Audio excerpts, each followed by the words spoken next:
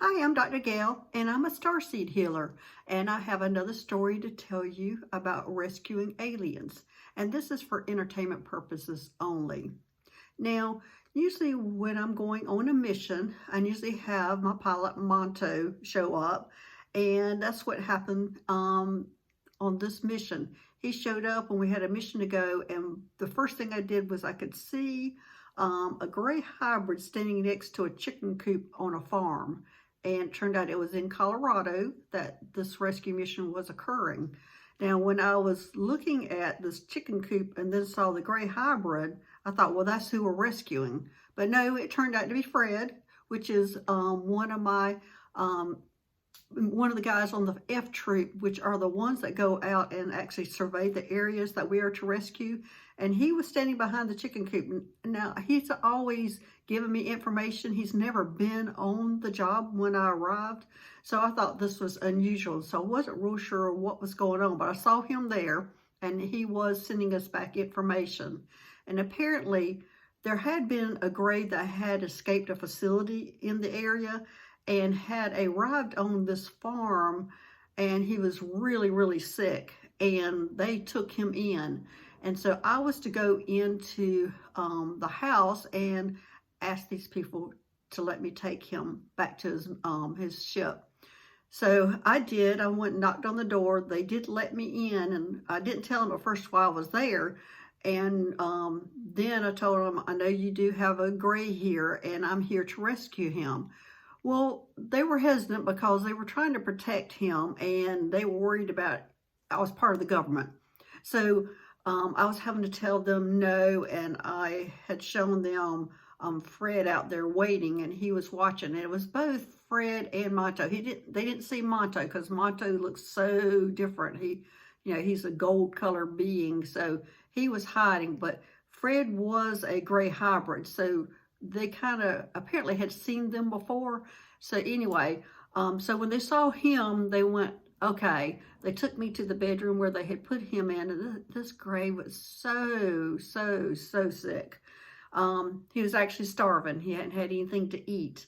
And so the first thing I had to do was to put some cream on him, which is common for the aliens, that they use creams a lot for healing purposes. And so the first thing that I did, Clarice, my assistant, showed up, and she handed me the cream to give him. I'm going to be reading a little bit because I want to make sure. Oh, no, she actually handed me a stone for him, and it lit up, and it did some healing for him. And this was taking some time. And so I went and I was talking to, the family, and we were having to wait till he became conscious before we could put the cream on him. And it was actually, we gave him a liquid drink first, and then we put some cream on him. So first was the stone that we used on him to get him conscious enough so he could take in liquids, and then we were putting the cream on him also. So there was 3 steps on rescuing him, and it did take time. We couldn't just do it immediately. And at the same time, I was also giving him some energy, trying to get him to revive him.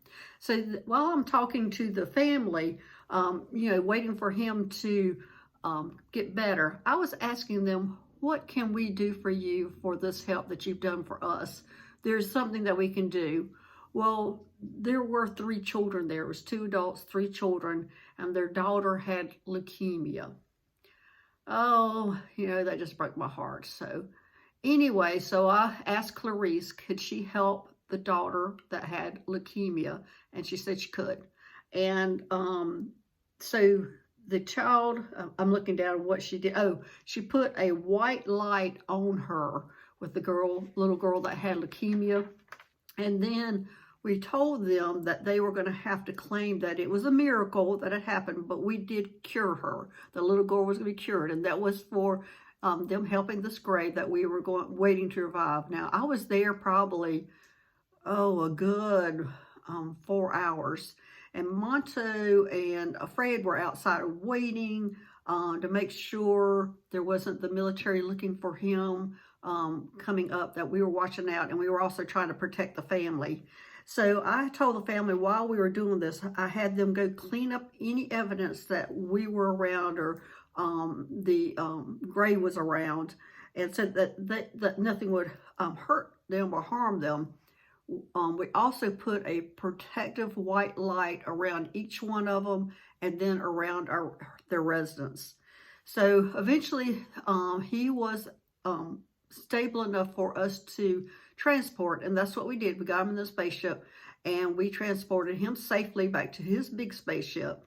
And we did monitor, making sure the family was okay. And the military did show up eventually, but they saw nothing. They didn't see anything, no evidence. They walked through, left, no problems.